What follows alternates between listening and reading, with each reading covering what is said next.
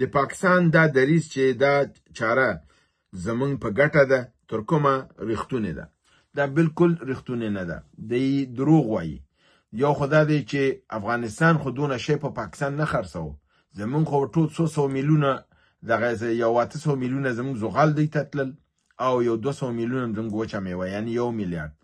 دی خو د جمهوریت په وخت کې دی فروش په میلیارډونو ته رسیدلی و نو هغه میلیارډونه دوی د لاسه ورکوي بل دا دی چې که دی زمونږ دا دروازه بندیږي د دی دا ترانزیت چې منځنی اسیا ته هغه ټول بندیږي تنها دا 100 میلیارډ نه دي 4-5 میلیارډ پاکستان دلته د لاسه ورکوي کم از کم 20 میلیارډ خو د منځنی اسیا د هغه د لاسه ورکوي نو دا ضربه دوی ته ډیره زیاته ده دا د دې لپاره چې ځان ډیر شجاع وخی او دا کې دروغ وایي د دروغ په دغه لاندې دوی دا په دا کوي چې دا مونږ ته ضرر نشته دی او ضرر افغانستان ته ډیر دی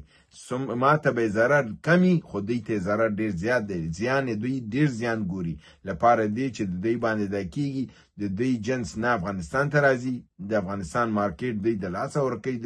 کم از کم د 3 میلیارډو د منځنۍ اسیا مارکیټ د لاسه ورکوي